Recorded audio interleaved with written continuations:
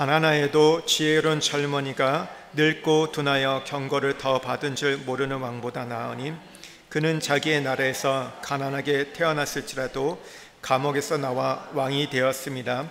내가 본즉 해 아래에서 다니는 인생들이 왕의 다음 자리에 있다가 왕을 대신하여 일어난 젊은이와 함께 있고 그의 치리를 받는 모든 백성들이 무수하였을지라도 후에 오는 자들을 그를 기뻐하지 아니하리니 이것도 헛되어 바람을 잡는 것이로다. 아멘. 오늘 이제 전도서 7번째 말씀을 나누는데요. 오늘 본문을 갖고 헛됨이 길을 열다, 헛됨이 길을 열다는 제목으로 말씀을 나누려고 합니다. 우리가 신앙생활을 하면서 중요한 것이 있습니다. 우리 말씀 한 구절 좀 찾아보겠습니다. 신약 우리 베드로후서 2장 8절입니다. 신약 385면 베드로후서 2장 8절 말씀 한번 찾아보겠습니다.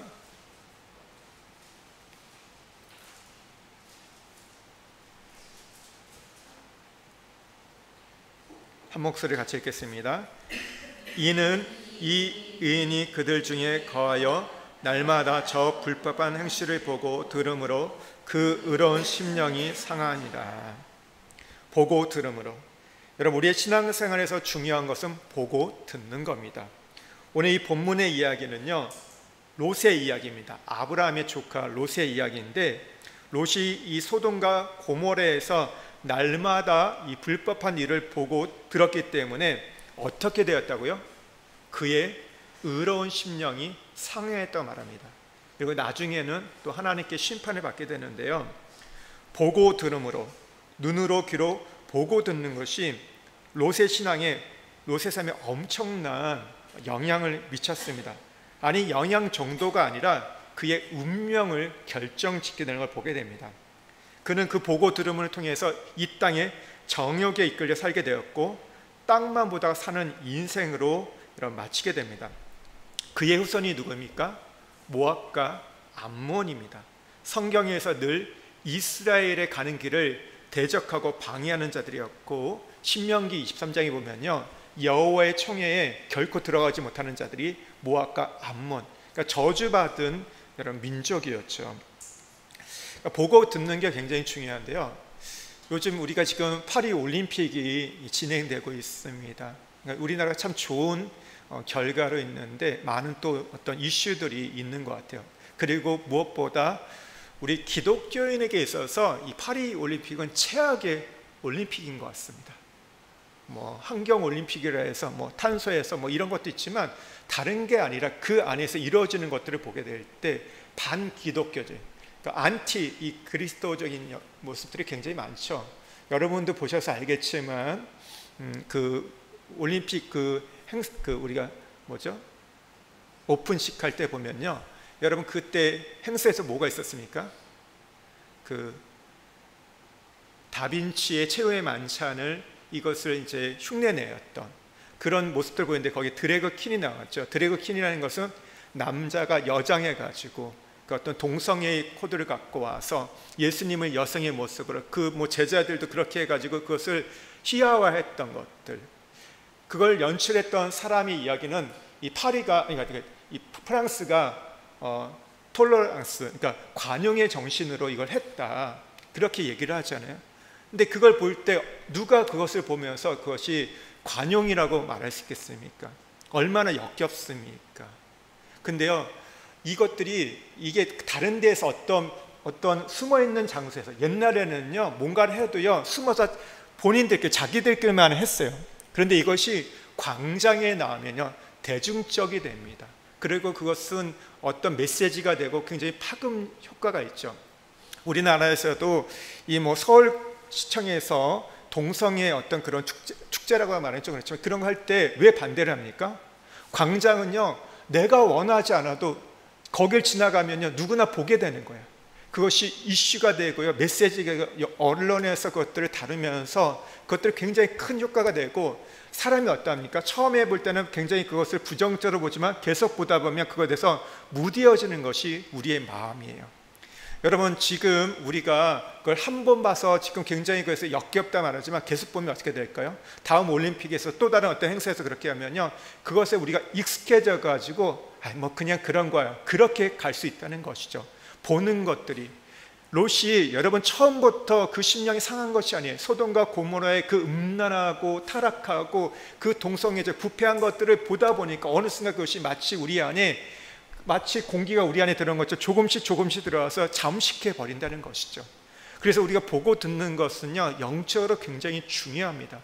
내가 무엇을 보냐, 무엇을 듣냐에 따라서 우리의 인생이, 여러분 우리의 신앙이 결정될 수 있다는 것이죠. 근데 이 부분들을요, 그러다 보니까 또 어떤 그 부분들을 누가 또 이게 찾으시더라고요. 찾아보는 게 보니까 2년 전에 영연방에서, 그러니까 영국의 지배에 있었던 나라들이 모여가지고 올림픽을 했습니다. 2022년에. 근데 거기에 모였던 나라가 72개국인데 거기에 식전 행사를 보면요, 찰스 황태자도 임했는데 거기에 행사가 그 퍼포먼스를 보면 뭐가 있냐면요, 큰 황소가 납니다. 10m짜리 황소가 나오고요, 그 위에 한 여인이 타고 또 밑에서 수많은 여인들이 그 앞에 절하고 뭐 경배하는 그런 퍼포먼스가 진행돼요. 여러분, 이게 뭔지 아세요? 그것은 요한계시록에 나오는 17장에 있는 음녀와 큰 짐승의 어떤 그 모습을 갖고 했다는 것이죠. 그것은 그냥 한 것이 아니에요. 그 보면요, 그 모든 것들이 우상 바알에게 숭배하는 그런 모습들을 하고, 뭐 찰스 황태자는 뭐라고 얘기했냐면요, 이 기쁜 잔치에 우리 함께해서 너무 좋다, 이 즐거운 일에 우리 함께할 수 있어서 좋다, 이렇게 말한다는 것이죠. 그 무슨 얘기입니까? 2024년에 파리 올림픽이 있는 거, 이 유럽에서 있었던 일들이 그냥 된 것이 아니라 이미 22년에 그런 우상을 숭배하는 그런 모습들이 이미 영국에서 여러분 이게 이루어졌다는 것이죠. 우리에게는 잘 알려지지 않았겠죠. 우리는 영국의 지배 아래 있지 않았기 때문에 우리에게는 별로 이렇게 이슈거리가 되지 않았지만, 제가 찾아보니까 우리나라에서도 예전에 그것을 세계는 지금 뭐 이런 데에서 방영을 했더라고요, 보니까. 그래서 그런 게 나와 있었어요. 그러니까 우리 그때는 코로나였고 우리가 직접 상관이 없기 때문에 지나갔지만, 그런 일이 한쪽에서 벌어지고 있었고, 그것이 보이다 보니까 이런 지금 파리 올림픽에서 전 세계가 보는 가운데 이게 됐다는 것이죠. 그리고 지금도 어떻게 됩니까? 보니까 XY 염색체가 있는 선수가 여러분 권투를 하고 그 선수가 지금 결승에 올라갔다고 합니다. 여러분, 이것이 공평하다고 말할 수 있을까요? 여권을 보니까 이 사람이 그냥 여자이기 때문에 된다고 말하는데, 여러분 우리가 이 세계 그 권투협회에서도 그거 아니라고 말했어요. 그런데 오늘 그것을 그냥 진행되는 걸 보게 돼요. 그 경기에 참석하는 선수들마다 다 그것을 불공평하다고 얘기하지만 그럼에도 그것이 그냥 진행되는 거예요. 근데 계속 노출하고 있잖아요. 그것에 어느 순간 지금 보니까 대만의 선수도 이번에 보니까 이 파리 올림픽에 이런 선수들이 한 140명 정도 참석했다고 합니다. 여러분, 그것이 정당한 승부가 될 수 있을까요? 근데 그것이 노출되고 있어요. 그래서 우리가 그것을 보고 들을 때 여러분 다음 올림픽 때는 어떨까요? 더 많은 그런 사람들이 참여하게 될 겁니다. 그러면서 그것에 우리가 익숙해진다는 것이죠. 9월인가요? 제가 듣기로는 10월에 그 교황이 인도네시아를 방문한다고 합니다. 혹시 그 기사 보신 적 있습니까? 그러니까 몇십 년 만에 온다고 하죠. 근데 교황이 온다니까 이게 이슈거리가 되는 거예요. 이 전 세계 이 로마 카톨릭의 수장이 온다고 하니까 이슈가 되면서 이 교황이 와서 뭘 하냐 했더니 보니까 이 인도네시아가 종교의 자유의 나라잖아요. 그리고 6대 종교가 있잖아요. 그래서 우리가 여기 있는 주민증에 자기의 종교를 적어야 되는데, 이 6대 종교의 수장들과 한 자리에 모인다고 합니다. 그래서 화합과 일치를 외친다고 해요. 여러분, 이게 무엇을 얘기할까요? 이걸 보면 굉장히 좋은 거죠. 교황이 와가지고 그냥 다른 종교들이 와가지고 함께 평화를 논의하고 일치를 논의하고 화합을 논의한다니까 좋은 것처럼 보이지만, 근데 여기에 뭐가 있는지 아세요? 종교다원주의라는 게 숨겨져 있습니다. 여러분, 마지막 때 가장 큰 적 그리스도를 본다면요, 종교다원주의를 향해 가는 거예요. 종교다원주의가 뭔지 아세요? 그리스도가 여러분 기독교에만 있는 것이 아니라 불교에도, 오늘 힌두교에도, 이슬람에도 또 다른 모습으로 오늘 그리스도가 있다는 겁니다. 그것이 우리에게 지금 보여지려고 해요. 들려지려고 해요. 여러분, 그래서 좋은 것처럼 보이지만 그러면서 조금씩 우리의 심령을 상하게 하고 병들게 하고, 우리가 어떤 성경이 말하는 거룩함이 아니라 세상이 말하는 그 세속화 속에서 우리를 빠져들게 하고, 그 종교다운주의가 괜찮다고 말합니다.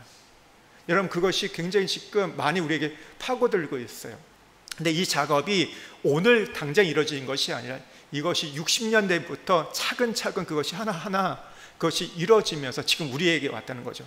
그것이 보고 들으면서 오면서 그것이, 그러니까 사람들에게 그냥 조금씩 침투해오면서, 누룩처럼 침투해오면서 이렇게 온다는 것이죠. 그러니까 보고 듣는 게 굉장히 중요합니다. 그러니까 우리가 그래서 세상에서 보여지는 것, 들려지는 것들, 예전에야 그냥 우리가 보는 것도 굉장히 한정적이었어요. 우리가 볼 수 있는 것들이. 그러나 지금은 어떻게 돼요? 유튜버를 통해서, 또 다른 어떤 SNS를 통해서 언제든지 동시대에 볼 수 있는 그런 시대가 돼가지고요, 이 파급력은 엄청나게 크다는 것이죠. 이게 우리에게 영향을 미친다는 것이죠. 오늘 롯이라는 인물은요, 이 보고 듣는 것을 잘못해가지고 인생이 망했습니다. 반면에 보고 듣는 것을 잘해가지고요, 인생이 이런 핀 인물이 있습니다. 우리 여호수아 2장 8절에서 12절 말씀 한번 보겠습니다. 구약 321면입니다.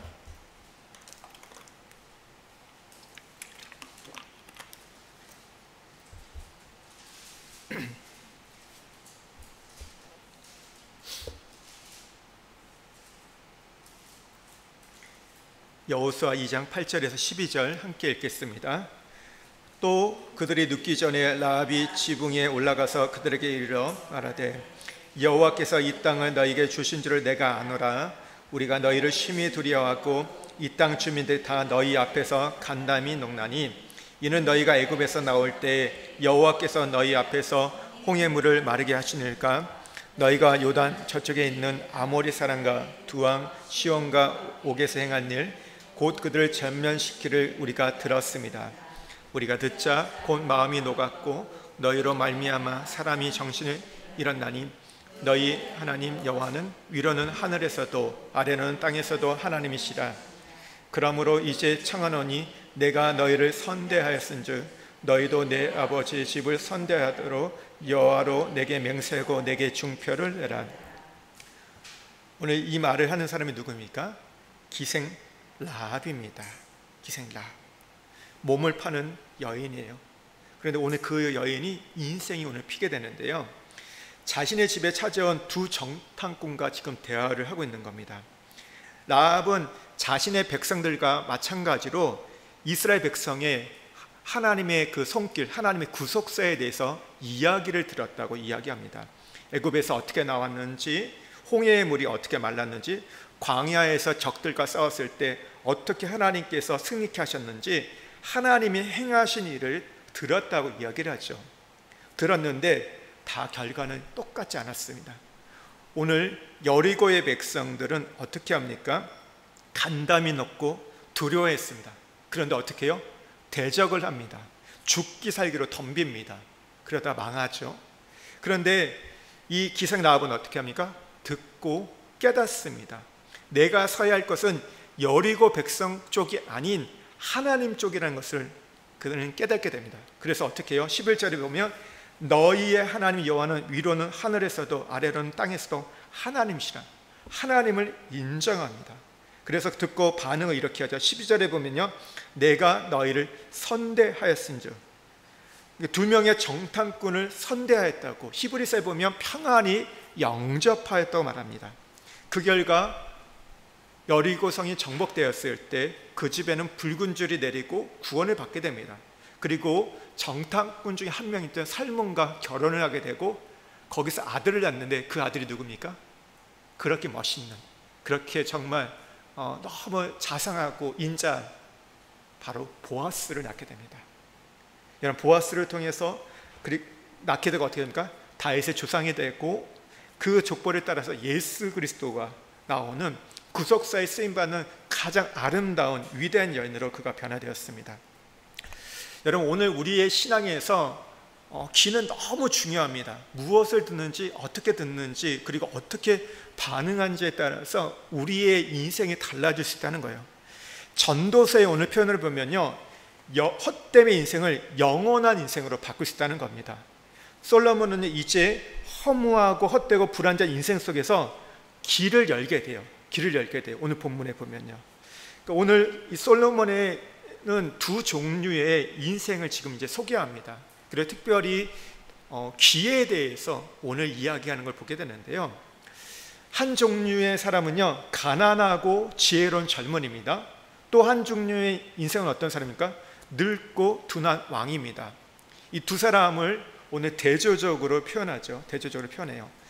우리 다시 전도서 본문을 한번 돌아가겠습니다. 전도서 4장 13절 말씀 한번 같이 읽겠습니다. 가난하여도 지혜로운 젊은이가 늙고 둔하여 경고를 더 받은 줄 모르는 왕보다 나으니. 왕은 어떤 사람입니까? 권력과 부귀영화를 모든 가진 사람입니다. 그런데 뭐라고 지금 평가하고 있어요? 젊은이보다 못하다고 평가하고 있습니다. 왜 이렇게 솔로몬이 평가했을까요? 그것은요, 늙고 둔하고 경고를 더 받을 줄 모르기 때문이라고. 다시 말해서 이 고독과 아집만 남아서 다른 사람의 직원, 다른 사람의 어떤 조언과 충고를 받아들이지 못하기 때문이라고 말합니다. 보통 우리 이렇게 얘기하잖아요. 인생 속에서 늙으면, 나이가 들면 철이 든다는 말을 하잖아요. 죄송합니다. 우리 권사님들 계시는데 어떻게 나이가 드시면 철이 드십니까? 어떠세요? 그럴 수도 있고 그렇지 않을 수도 있는 것 같습니다. 오히려 늙으면요, 고독과 고집이 남는 경우가 있는 걸 보게 돼요. 그래서 우리가 이런 말 있잖아요. 노역을 부리신다는 거. 어른들 모르겠어요. 아직 제가 그 나이가 돼보지 않아서 그분들의 마음이 어떠고 생각이 어떤지 모르지만 그러신 것 같아요. 때로는 목사님들도요, 우리가 교회에서는 담임 목사가 있고 노회가 있잖아요. 그러니까 교회가 있으면 그 위에 노회가 있고 그 위에 교단이 있어요. 근데 보통 노회 같은 경우는 조금씩 다르는데 50교회, 많게는 100교회 정도가 있어요. 그래서 노회로 있거든요. 지역적으로 보통 보이고, 그게 더 커지면 이제 교단이 있는데, 어른들이요, 목사님들 보면요, 꼭 한번 노회장을 하고 싶어 하세요. 아닌 분도 있지만 노회장, 모르겠습니다. 목사님인데도 그래 노회장을 하고 싶어 하는 거예요. 이제 은퇴하기 전에. 조금 더 나가신 분들은 총회장을 하고 싶어 하세요. 참 그 노역들이 있는 것들을 보게 돼요. 우리가 어른이 되면 더 비울 것처럼 보이고 더 놓을 것처럼 보이지만 두 손에 잡고 있는 것을 더 놓지 않는 것들을 우리가 보게 됩니다.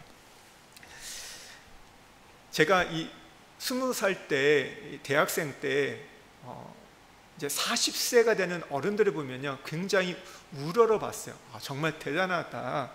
왜냐하면 제가 배우는, 저를 가르쳤던 교수님들이 대부분 40대였고, 제가 어떤 걸 볼 때 40대인 분들이 뭔가 많은 일들하고, 참 저분들은 뭔가 좀 다르다.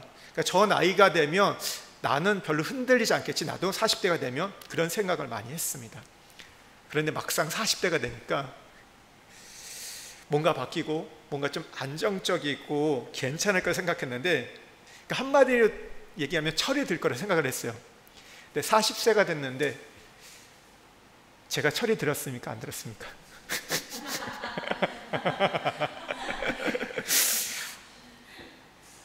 40이 넘었고 이제 40이 후반인데도 아직 실수투성이고 어리고 부족한 게 많은 걸 많이 보게 돼요. 돌아서서 그 말 괜히 했다, 그렇게 하지 말걸, 참 괜히 그것 때문에 상처 주고 안 해도 될 걸 하면서 조금만 기다려주면 될 걸, 그런 후회가 여전히 남아있는 거. 나는 성장하고 성숙할 거라 생각했는데 20대보다 조금 나아졌지만 여전히 부족함을 많이 느낍니다. 우리는 나이가 들며 성숙할 거라고 생각하지만 그렇지 않고 오늘 고집과 고독만이 남을 수 있는 것이 어쩌면 우리의 모습이라는 것이죠. 이 요즘 사람들은 이 꼰대의 특징으로 무엇을 뽑냐면요, 그러니까 2023년에 꼰대 관련 인식 조사를 했어요. 작년에 했던 직장인들 20대에서 50대 대상으로 이 꼰대에 대해서 조사를 했는데, 이 조사 결과에 이런 게 나왔어요. 거의 절반 이상이 자신이 꼰대가 될지 모른다는 두려움을 갖고 있다는 거예요. 이게 50대뿐만 아니라 20대 안에서도 이런 생각을 갖고 있는데, 그래서 이 꼰대라는 건 굉장히 권위적이고 고집이 세고 말이 안 통하는 이 부정적인 이미지인데, 이런 걸 갖고 있는데, 그러니까 반 이상이 내가 꼰대가 될 걸 두렵다, 나도 언젠가는 꼰대가 될 거다 생각을 했다고 합니다. 이 꼰대의 특징이 뭐냐면 필요 없는 조언이나 충고를 한다. 그리고 요즘 젊은 애들이라는 표현을 많이 한다. 그리고 옛날에 비하여 나아졌다, 이 말 많이 하죠. 옛날에 비하면 나아졌다, 이 말 많이 하죠. 꼰대의 성향을 보면요, 말투, 가치관, 오지랖. 나이가 들면 좀 더 오지랖이 넓어지나요? 뭐 이런다 얘기해요. 꼰대하면 떠오르는 이미지는요, 권위적이고 고집이 세고 말이 통하지 않고 참견을 좋아한다. 앞에 거와 비슷한 것 같아요. 그러니까 조직 내에서, 그러니까 직장에서 꼰대의 특성을 보면요, 능력이 없으면서 대접받기를 바란다. 자기 생각에 강한 확신을 가지고 있다. 서열에 따라 옳고 그름을 판단한다. 그러니까 밑에 사람이 얘기하는 것보다 내가 어른이기 때문에, 내가 더 많이 경험을 했기 때문에 내가 옳다, 이런 생각을 한다는 거죠. 후배가 편하게 일하는 것을 못마땅하게 여기는 것도 꼰대의 특징입니다. 여러분 어떠세요? 좀 젊은 분들이 좀 쉽게 편하게 일할 때 여러분 마음이 좋으세요? 아니면 불편하세요? 불편하면 여러분 꼰대입니다. 꼰대라고 얘기해요. 그래서 꼰대가 되지 않기 위해서는 어떻게 되냐 할 때는요, 내 가치관이 틀릴 수 있음을 인정해야 한다. 잘못된 부분을 고쳐 나가라는 태도가 필요하다. 나이나 지위로 대우받지 않도록 해야 하는 태도가 있어야 한다. 여러분, 왜 우리가 세월이 가고 나이가 가면 꼰대가 되고 이 고집과 고독만 하게 될까요? 그 이유는요, 자신이 살아온 인생이 전부라고 생각하기 때문에, 자신이 살아온 것들이 최고라고 생각하게 된다는 것이죠. 그러면서 점점 길을 닫는다는 것입니다. 그러니까 자리가 높이 올라가면 올라갈수록, 부가 쌓이면 쌓일수록, 성공한 사람일수록, 똑똑한 사람일수록 그렇게 여기고 내 방식을 고수한다는 것이죠. 다른 사람이 얘기해도 그걸 듣는 것보다 내가 한 것이 옳다고 한다는 것이죠. 반면에 오늘 이 왕과 대조적으로 불리는 젊은이는 어떤 사람입니까? 오늘 본문에 보면요, 가난하고 지혜로운 젊은이라고 얘기합니다. 모든 것을 다 가진 왕과 이 가난한 젊은이, 아주 극적인 대비 구조를 이루고 있잖아요. 그렇다고 해서 여기서 이 가난 자체를 좋다고 말하는 건 아니에요. 뭐 여기서 초점은요, 물질이 있고 없음을 말하는 것이 아닙니다. 여러분, 가진 것이 많아도 마음이 가난한 사람도 많거든요. 그러니까 마음이 가난하다는 무엇을 말하냐면요, 자신에게 누군가의 도움이 간절한 것을 아는 마음의 상태라는 것이죠.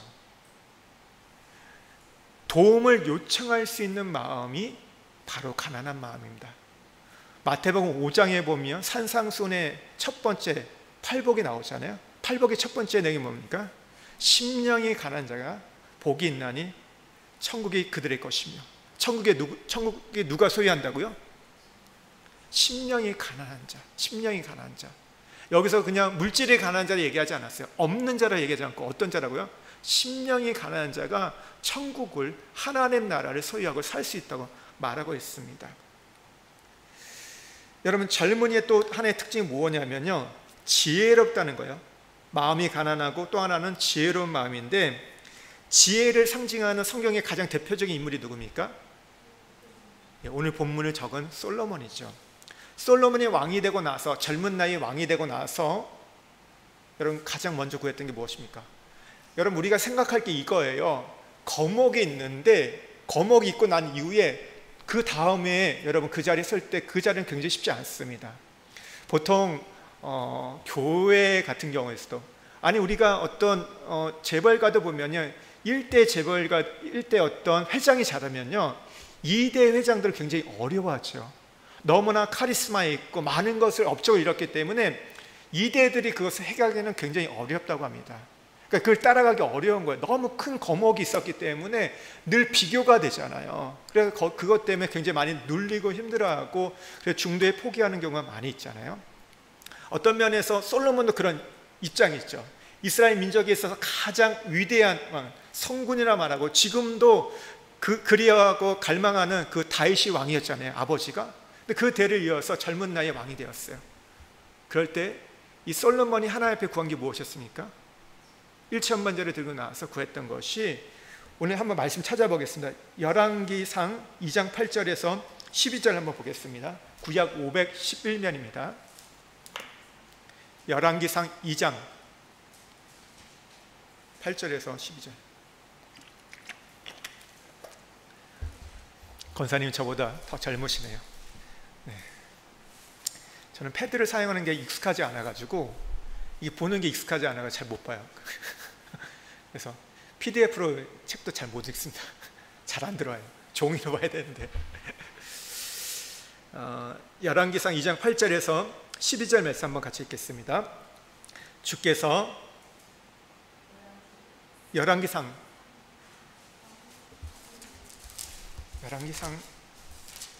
2장이요. 3장이에요. 죄송합니다. 열왕기상 3장 8절에서 12절 같이 읽겠습니다. 주께서 택하신 백성 가운데 있나이다. 그들은 큰 백성이라 수요가 많아서 셀 수도 없고 기록할 수도 없사오니 누가 주의 입에 하는 백성을 재판할 수 있사오리까. 듣는 마음을 종에게 주사 주의 백성을 재판하여 선악을 분별하게 하옵소서. 솔로몬이 이것을 구하며 그 말씀이 주의 마음에 든지라. 이에 하나님이 그에게 이르시되 내가 이것을 구하도다. 자기를 위하여 장수하기를 구하지 아니하며 부도 구하지 아니하며 자기 원수의 생명을 멸하기도 구하지 아니하고 오직 송사를 듣고 분별하는 지혜를 구하였으니 내가 내 마음대로 하여 내가 지혜롭고 총명한 마음을 주노니 내 앞에도 너와 같은 자가 없거니와 내 뒤에도 너와 같은 자가 일어남이 없으리라. 솔로몬이 두 가지를 구합니다. 여기 보면요, 9절에 보면 듣는 마음을 종에게 주사 주의 백성을 재판해 선악을 분별하게 하옵소서. 11절에 보면요, 오직 송사를 듣고 분별하는 지혜를 구하였으니, 듣는 마음과 지혜를 구합니다. 근데 실상 이것은 하나예요. 하나를 구했습니다. 여기에 지혜라는 단어는요, 히브리어로 렙쇼메아라는 단어인데요, 이 뜻은 잘 듣는 마음, 열린 마음입니다. 듣는 마음, 지혜, 같은 말이라는 거예요. 지혜는 여러분 듣는 겁니다. 그 지혜 있는 자는요, 잘 듣는 자가 오늘 지혜로운 사람이라는 것이죠. 보통 우리가 남들보다 높은 자리에 앉고 부유해지면요, 경험이 쌓이면요, 남의 말을 잘 안 듣게 되죠. 그런데 오늘 어떻게 해요? 오늘 솔로몬은 들을 수 있는 마음, 수많은 백성들이 있는데, 부강한 나라가 있는데 내가 그냥 왕이 해왔던 대로 그대로 하는 것이 아니라, 하나님, 내가 이 백성들, 여러분 재판을 할 때 무엇이 중요합니까? 재판관에게 있어서 검사와 변호사의 이야기를 선입견 없이 듣는 게 중요하잖아요. 한쪽에 치우쳐 있어요. 여러분 극악범이 와서 여러분 재판을 받습니다.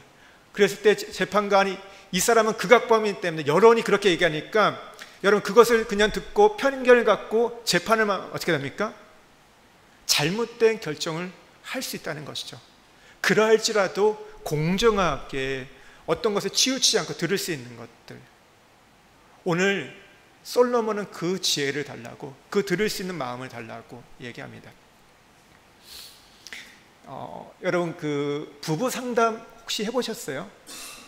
상담하는 분들이 꼭 하는 얘기가 있습니다.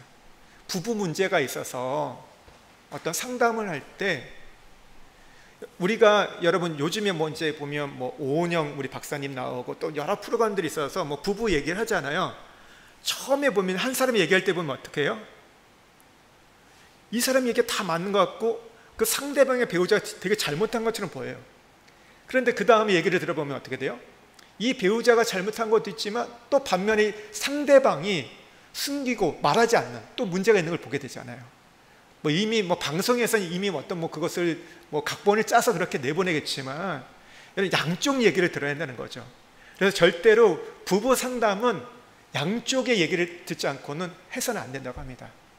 그리고 상담가들이 와서 얘기를 할 때 보면요, 그 어떤 예를 들어서 아내들이 와서 상담할 때 그 아내들의 얘기를 듣고 남편 죽일 놈 이렇게 얘기하지 않는다고 해요. 뭘 얘기할까요? 그 상담은 그 사람에 대해서만 얘기한다고 합니다. 왜 그럴까요? 한쪽의 얘기를 들어보지 않았기 때문에. 잘못하면 왜곡될 수 있기 때문에 보통 사람들이 얘기할 때 자기 얘기, 자기 중심적으로 얘기하잖아요. 다른 객관적으로 얘기할 부분도 있겠지만 그렇지 않고 주관적인 부분이 있고, 관계라는 거는 여러분 뭡니까? 일방적인 게 아니잖아요. 서로가 함께 주고받는 거잖아요. 그러니까 양쪽을 들어야 한다는 것이죠. 그렇기 때문에 오늘 솔로몬은요, 듣는 마음, 내가 송사하고 재판할 때 양쪽을 들을 수 있는 그런 마음, 그 마음을 구했습니다. 여러분 성경에서도 믿음이 어디서 온다고 말합니까?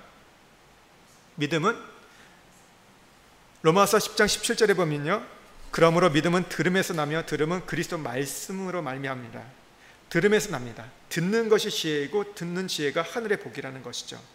그래서 솔로몬은 이 지혜를 지금 이야기하면서 듣는 마음이 있는 젊은이가 길을 닫는 왕보다 낫다고 이야기합니다. 그렇다고 여기서 말하는 것이 단지 나이의 문제를 갖고 따지는 게 아니에요. 젊은 사람은 더 잘 듣고 나이 든 사람은 길을 닫는다. 여러분 우리가 보면 어때요? 젊은 사람 중에서도 꼰대가 있잖아요. 젊은 사람이라서 다 개방적입니까? 다 열린 마음입니까? 조금 더 그럴 수 있지만 젊은 사람들 중에서도 자기 생각, 자기 아집에 가득해서 듣지 않는 젊은 사람도 많이 있다는 것이죠. 중요한 것은 우리가 얼마나 편견 없이, 선입견 없이 지금 내 귀가 열려 있는가, 내 마음이 열려 있는가, 이게 중요하다는 것이죠. 내 귀가 열려 있고 내 마음이 열려 있으면요, 내가 나이가 상관없이 지혜로운 자예요. 반면에 듣는 마음이 없고 듣는 귀가 없다면 그 사람은 어리석고 둔한 자입니다. 그러니까 이 말씀을 준비하면서 목사인 저 자신을 보게 돼요. 목사가 참 어떻게 보면 이 듣는 귀가 닫힐 수도 있다는 생각이 드는 게, 왜 이런 생각을 하냐면요, 목회를 한다는 것은요, 우리가 말씀을 전한다는 것은요, 어떤 사상이나 이론을 전하는 게 아닙니다. 하나님의 말씀을 전하잖아요. 그러니까 인간의 생각이나 하나님 말씀을 전한다고 해요. 그러면 이건 무엇입니까? 진리를 전하는 거예요. 사람이요, 진리를 얘기할 때는요, 목숨을 겁니다. 진리이기 때문에 이건 타협할 수 없는 거예요. 어떤 그냥 하나의 의견이며 서로가 조율하면 돼요. 정책 같은 건 조율하면 돼요. 근데 진리는요, 여러분 타협할 수 있습니까? 없습니까? 없어요. 여러분 그리스도 외에는 우리에게 구원을 주신 이름이 없습니다. 여러분 이걸 타협할 수 있습니까? 이건 타협할 수 없어요. 이걸 타협하면 종교다원주의가 되는 거예요. 다른 건 절대, 여러분 다른 건 인정해도 이거는 우리가 받아들일 수 없는 거예요. 진리거든요. 근데 이 진리를 붙잡고 나가다 보니까 어느 순간 내가 얘기하는 건 다 진리라고 착각을 하는 경우가 있는 거예요. 이건 그래서 양보하면 안 된다는 거. 참, 그래서 이 말씀을 들으면서 저 자신을 들어요. 내가 들을 수 있는 귀가 있는가? 열린 마음이 있는가? 내가 진리를 말한다고 하지만, 선포한다고 하지만 모든 게 진리인가? 아닐 수도 있다는 거죠. 근데 열린 마음이 있고 들을 수 있어야 하는데 그게 잘 안 될 수 있는 게 목사가 아닌가 생각이 들고, 어쩌면 성도가, 교회가 그럴 수도 있다는 생각도 좀 들게 됩니다. 제가 이 말씀을 좀 묵상하면서 떠오른 한 장로님이 계셨는데, 제가 참 존경하는 장로님, 소천하신 분이에요. 이분을 제가 이전에 있었던 교회에서 뵀던 분인데, 이분이 은퇴하고 나서 참 저는 그분하고 많은 교제를 나눴는데 40대에 예수님을 만났어요. 정말 기도원에서 이렇게 정말 불같이 많은 성령님을 체험하고 인생이 뒤집어지고 나서, 그리고 나서 이분에게는 세 개밖에 없었습니다. 가정, 회사, 교회밖에 없었어요. 다른 것을 절대 가지 않으셨어요. 이 세 개만 있었는데 교회에 와서 굉장히 충성스러운 이제 장로로서 섬기셨어요. 이른 나이에 장로가 되셔가지고 그러니까 40대 초반에 예수 믿고 몇 년 만에 장로가 되신 거예요, 교회에서. 그래서 20몇 년을 교회를 섬기고 은퇴를 하셨는데, 그러니까 교회에서도 교회 여러 가지 모든 일에 앞장섰죠. 그리고 헌신하고 희생하고 하셨고, 무엇보다 이번에 이 예수를 만나고 그러니까 그 담임 목사님이 어떤 그 목회의 어떤 방향 속에 선교에 대해서 굉장히 강조를 하다 보니까 선교에 늘 앞장서셨어요. 때로는 자신의 건물을 이렇게 내어가지고 거기를 선교센터를 세우기도 하고 여러 가지 일들을 섬기셨어요. 그리고 선교지에 이제 20개의 학교와 교회 센터를 이렇게 생전에 이것을 건축하는 데 지원을 하셨어요. 그러니까 교회가 갖고 있는 어떤 방향 중에서 100개의 어떤 교회 학교 센터를 세우겠다는 게 있어가지고 그 일에 충성스럽게 하셨어요. 그래서 그 일들에서 자신의 어떤 이제 재산도 내어놓기도 하시고 여러 가지 어떤 행사가 뭔가 있으면 그걸 헌금하셔가지고 그 일들을 하셨어요. 했는데 한 10년 전에 후원했던 선교사님 중에 한 분이 이제 대화를 하는데 갑자기 선교사 멤버 케어라는 얘기를 하셨어요. 10년 전이면요, 사실 목회자에게도 이렇게 익숙하지 않은 이제 말이 선교사 멤버 케어였습니다. 특별히 한국 선교사님들은 이런 멤버 케어라는 게 없었어요. 돌보는 거, 선교사를 돌보는 부분들에 대해서 우리에게는 이렇게 익숙하지 않았거든요. 우리가 갖고 있는 선교는 무엇입니까? 선교에 나가면, 선교지에 나가면 뼈를 묻는 거였어요. 거기서 그냥 인생을 다 불태우고 가는 거. 그러다 보니까 그 이후에 어떤 선교사를 보내는 것에 대해서는 굉장히 앞장섰지만 이 선교사들이 중간에 케어하고 이후의 부분들에 대해서 별로 한국교회가 신경 안 썼거든요. 그래서 선교학계에서 그런 얘기가 나왔어요. 근데 그 얘기를 이 장로님한테 얘기를 했어요. 근데 처음에 장로님 들을 때 이게 무슨 얘기인가, 무슨 선교사 멤버 케어, 본인은 그냥 많이 지원하고 세우고 그러면 된다고 생각했는데 교회가 그렇게 하니까 그 일에 정말 순종해서 왔는데, 이 선교사님이 와서 얘기를 하니까 처음에는 이게 무슨 얘기인가 했대요. 근데 만날 때마다 이 이야기를 하다 보니까 조금씩 그 얘기에 귀를 기울이기 시작했어요. 그러면서 선교제 갈 때마다 선교사님들한테 물어보는 거예요. 뭐가 필요하십니까? 여러분, 이 말 굉장히 무서운 얘기거든요. 뭐 필요하다고 얘기하면 어떻게 돼요? 이건 차라리 안 들었으면 끝나는 건데, 들으면 해드릴 수 있으면 좋은데 그렇지 못하면 서로가 좀 불편함이 있을 수 있잖아요. 근데 꼭 물어보시는 거예요. 물어보시는데 어느 날은 인도에 가서 어떤 그 사모님이, 여성교사님께서 울면서 얘기를 하시는 거예요. 다른 것은 다 자기를 견딜 수 있는데 굉장히 열악한 환경에 계셨거든요. 저기 오리사라는 지역이에요. 굉장히 보면 오리사가 어떤 지역이냐면요, 사람을 불태워 죽이는 거, 기독교인들. 그럴 수 있는 굉장히 이 탄압이 심한 지역에서 계셨던 곳인데 자기는 다 견딜 수 있대요. 여름에 50도까지 올라가도 견딜 수 있겠대요. 근데 가장 힘든 게 뭐냐면 자녀 교육을 얘기하신 거예요. 자녀 교육. 자녀 이제 대학교를 보내는데 그런 학부에 대해서. 그러니까 이 이야기는요, 보통 선교사님들이 오셔가지고 얘기하기 어려운 거예요. 어떤 사역에 대해서는 좀 지원을 해달라, 이게 필요하다는 얘기를 할 수 있지만 선교사 개인의 문제잖아요. 선교사 가족의 문제잖아요. 그러니까 이 얘기를 어디도 얘기를 못하는 거예요. 근데 이분이 눈물을 흘리면서 그 얘기를 하는 거예요. 너무 그게 마음이 아프다. 내가 자녀를 대학을 보내 공부시키고 싶은데 본인이 파송한 교회에도 이런 얘기를 못하고 어디도 얘기를 못하는데 장로님이 한번 물어보니까 그 얘기를 하신 거예요. 그 얘기를 듣고 나서 어떻게 하셨냐면 한국에 오셔가지고 재정을 준비하셨어요. 어떤 과정이 있어가지고 5억이 이분이 계셨어요. 그럴 때 4억을 선교사 자녀 장학금을 내놓으셨어요. 5년 동안 1년에 8천만 원 해가지고 내놓으신 거예요.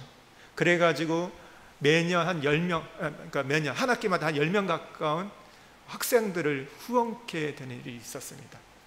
그리고 나서 꽤 많은 분들이 이제 후원을 받았죠. 그러니까 교회에 오면 교회가 어떤 건축을 하는데, 학교를 세우는데 후원을 했거든요. 이걸 감사하세요. 근데 꼭 빠지지 않고 하는 말이 뭐냐면 장로님이 그 장학금을 지원해가지고 우리 아이가 잘 졸업했습니다. 이런 얘기를 꼭 그 인사는 빠지지 않는 거예요. 그분이 돌아가시고 나서도 그분을 이야기할 때마다 그 얘기를 하는 거예요. 왜 그랬을까요? 그 장로님이요, 어떻게 보면 지금까지 해오신 대로 해도 괜찮았어요. 정말 많이 헌신하는 분이었거든요. 굉장히 어떻게 물질적으로도 보고요, 마음적으로 보면 선교사님 올 때마다 한국에 들어오면요, 꼭 찾아가서 만나서 차 한잔 하시고 식사하시고 또 여행 경비를 주시면서 제가 함께 하지 못했는데 그래도 같이 2박 3일 여행 다녀오십시오, 이렇게 하셨던 분이에요. 정말 잘하셨던 분이에요. 그런데 그 길이 닿지 않으신 거예요. 나이가 들었음에도 불구하고 정말 선교사님들이 필요한 게 무엇인가, 그 얘기, 선교사 멤버 케어라는 그 얘기를 그냥 잊지 않고 듣고 계시다 하다 보니까 하는 걸 보면서 정말 대단하다, 지금까지 해온 것만 해도 대단하신데 늘 열려있는 길을 갖고 해가시는 것들이 너무 귀하더라고요. 여러분, 나이가 든다고 해서 다 기가 닫히는 게 아닙니다. 여러분, 우리가 열릴 수 있다는 거죠. 오늘 다시 우리 본문에 보면요, 14절에 갑자기 부터 14절 15절에 두 인물을 언급해요. 14절 말씀을 먼저 한번 보겠습니다. 같이 읽겠습니다. 그는 자기의 나라에서 가난하게 태었을 때도 감옥에서 나와 왕이 되었습니다. 누군지 구체적인 이름은 나오지 않아요.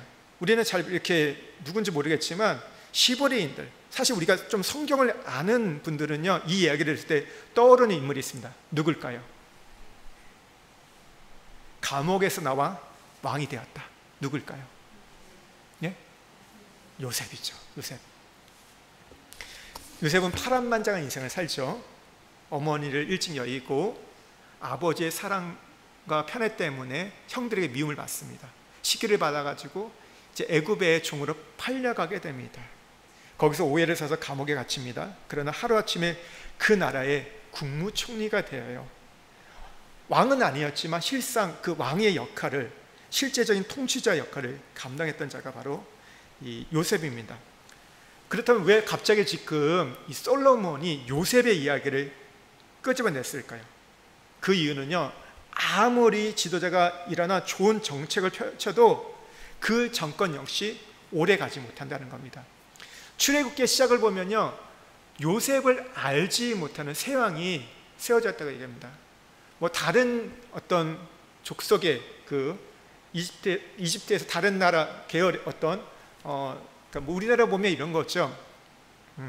여당 야당 있잖아요. 우리가 국민의힘이 있고 뭐죠? 민주당이 있잖아요. 그러니까 국민의힘이 대통령에다가 민주당에서 왕이 된 거예요. 그러니까 다른 쪽에서 된 거예요. 그런데 뭐라고 얘기해요? 요셉을 알지 못하는 왕이 세워졌다.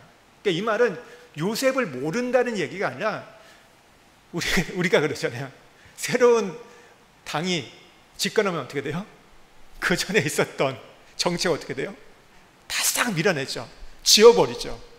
그랬다는 거예요. 지금 그 정책들, 아무리 좋은 왕이 돼서 그 정책을 해도 그게 오래 가지 않는다는 겁니다. 건불 10년의 말이 있죠. 아니 요즘에는 뭐 건불 5년? 5년도 안 되는 것 같아요. 정말 순식간에 바뀌었는데 아무리 훌륭하고 위대한 통치를 했던 요셉이라도 그게 얼마 가지 않아서는 없어진다는 겁니다. 그것이 영원하지 않다는 것. 그러니까 역사의 흐름 속에서 악하고 순한 권력이 반복해서 일어난다는 것. 그리고 또 하나의 인물이 언급이 됩니다. 15절의 말씀 한번 보겠습니다.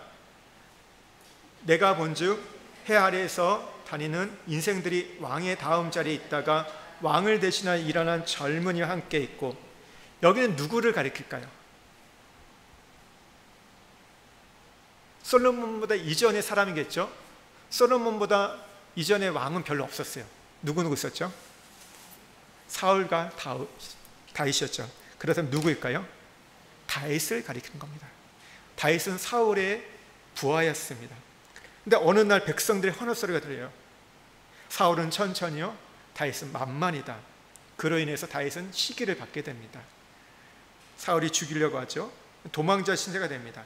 그러나 사울의 공격과 박해는요, 오히려 부메랑이 돼서 이 사울이 자멸하는, 올무가 되는 결과를 가져오게 되고, 오히려 다윗을 빨리 왕위로 이제 세우게 되는 촉매제가 되는 것을 보게 되는데요. 지금 그러니까 이 솔로몬이 요셉과 다윗 다 어떻게 보면 위대한 사람들이잖아요. 믿음의 사람들이고요. 우리가 손꼽을 때, 구약을 읽을 때마다 이런 뽑는 인물이 요셉과 다윗인데 왜 이 이야기를 할까요? 이것은요, 세상의 것은 영원하지 않는다는 거예요. 권력은 흥했다 망했다 한다는 것이죠. 어떤 권력도 영원한 것이 없다는 거죠.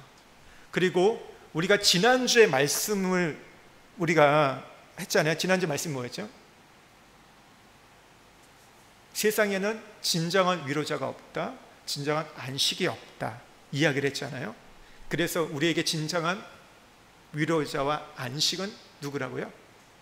신약을 통해서 우리에게 계시해 줬던 것은 그리스도, 성령이 우리의 위로자가 되고 우리의 진정한 안식자가 된다는 것. 오늘 솔로몬은 그 결론을 우리에게 지금 다시 이야기해 주고 있는 거예요. 이 세상에서는 자기 자신도 백성들에게 위로자가 될 수 없다는 거죠. 안식을 줄 수 없다는 거예요. 우리 16절 말씀을 한번 같이 읽겠습니다. 그의 치를 받는 모든 백성들이 무수했을지라도 후에 오는 자들은 그를 기뻐하지 아니하리니 이것도 헛되어 바람을 잡는 것이로다. 이것도 헛되어 바람을 잡는 것. 그러면서 앞에 뭐라고 해요? 그를 기뻐하지 아니하리니, 그를 기뻐하지 아니하리니. 이 말은요, 위로가 안 되었다는 거예요. 아무리 한 시대를 풍미한 권력자라 해도 사람들에게 평안과 위로를 줄 수 없다는 거죠. 여러분 그렇지 않나요? 우리가 내가 찍어서 됐던 그 사람이 대통령이 된다고 해서, 국회의원이 됐다고 해서 우리가 위로를 얻습니까? 안식을 얻습니까? 어떻게 보면 수많은 사람들의 지지를 받아가지고 어떻게 보면 완전 압도해가지고 당선이 돼도 그분이 우리에게 위로와 안식을 주지 못한다는 것이죠. 권력이 흥했다 망했다는 흐름 속에서 솔로몬이 지금 우리의 초점을 어디로 지금 가리키고 있는 겁니까? 헛되어 바람을 잡는 것 같은 그런 인생 속에서, 그 권력 앞에서 결국 우리의 눈을, 우리의 시선을 어디로 인도하냐면 예수 그리스도께로 인도하고 있다는 거예요. 그래서 어느 누구는요, 전도서가 구약에 있는 가장 복음서라고 얘기해요. 가장 최고의 복음서라고. 인생의 헛됨을 통해서 진짜 우리가 붙잡아야 할 것을 우리에게 가르쳐 준다는 거죠. 4장에서 솔로몬은요, 권력과 부귀의 정점에 있었지만 이 세상에는 위로자가 없고 안식이 없다고 한탄합니다. 근데 결국 우리의 초점을 우리에게 영원한 안식과 위로를 주신 예수 그리스도를 인도하는 거예요. 우리가 그냥 아무 생각 없이, 우리가 어떤 하나님의 그 계시가 없이, 어느 성령의 조명이 없이 전도서를 읽으면요, 허무주의, 염세에 빠지게 됩니다. 그냥 세상이 흥하고 패하는 권력자의 상한만을 이야기하는 것처럼 느껴져요. 그러나 오늘 우리의 눈이 열려가지고요, 여기서 그리스도를 바라보게 되고 거기서 주의 음성을 듣게 될 때 새로운 우린 복음을 발견할 수 있는 겁니다. 여러분, 우리가 지금 처한 환경들이 반복해서 뜨거워지는, 권력처럼 무료하고 답답하고 우리가 아무나 할 수 있다는 것이죠. 그때 우리에게 필요한 게 뭔가? 참된 우리와 안식이 되신 예수 그리스도를 바라볼 수 있는 것, 그리고 그분의 음성을 들을 수 있는 것. 수많은 이야기들이 우리에게 들려오지 않아요? 하루에도 수많은 뉴스와 정보들이 여러분 세상에서 들립니다. 근데 이걸 보면요, 새로운 것처럼 보이지만 어떻게 보면 이전 것이 또 반복되고 반복되는 걸 보게 됩니다. 그리고 그것이 우리에게 어떤 우리의 목마름을 해결할 것처럼 보이지만 그렇지 않다는 거죠. 또다시 우리의 목마름과 우리에게 허무함을 가져다 준다는 거죠. 그럴 때 무엇을 들어야 됩니까? 하나님의 말씀, 예수 그리스도의 음성을 들어야 한다는 거죠. 여러분, 어떤 일들을 결정할 때 어떠세요? 주변에서 많은 얘기가 들리지 않아요? 이렇게 해라 저렇게 해라, 다 나를 위해서 하는 말이에요. 그냥 뭐 쓸데없는 얘기를 하는 게 아니죠. 다 위하고 위하는 얘기지만, 근데 그게 다 뭐예요? 사람으로부터 나오는 얘기예요. 그것은 결코 우리에게 위로가 될 수 없고 우리에게 어떤 소망이 될 수 없다는 것. 소리가 많이 들리면 들릴수록 어떻게 해야 돼요? 거기에서 여러분 답을 찾으려고 하지 마시고요, 그럴수록 우리가 주님의 음성에 귀를 기울이십시오. 말씀 앞으로 나가는 거예요. 영원한 그 말씀 앞에 나올 때 거기에 해답이 있다는 겁니다. 여러분, 오늘 우리의 눈이 열리기를 주님의 축복드립니다. 우리의 귀가 열리기를 소망해요. 여러분, 우리가 왜 많이 힘들고 어렵습니까? 우리의 귀와 눈이 듣지 말아야 할 걸 너무 많이 들었고 보지 말아야 할 걸 너무 많이 봤기 때문에 손상이 된 거예요. 그리고 많이 이렇게 무뎌진 거예요. 여러분, 진짜를 우리가 볼 수 있는 눈, 진짜를 들을 수 있는 우리의 귀가 되기를 주의 이름 축복드립니다. 우리 같이 한번 기도하겠습니다.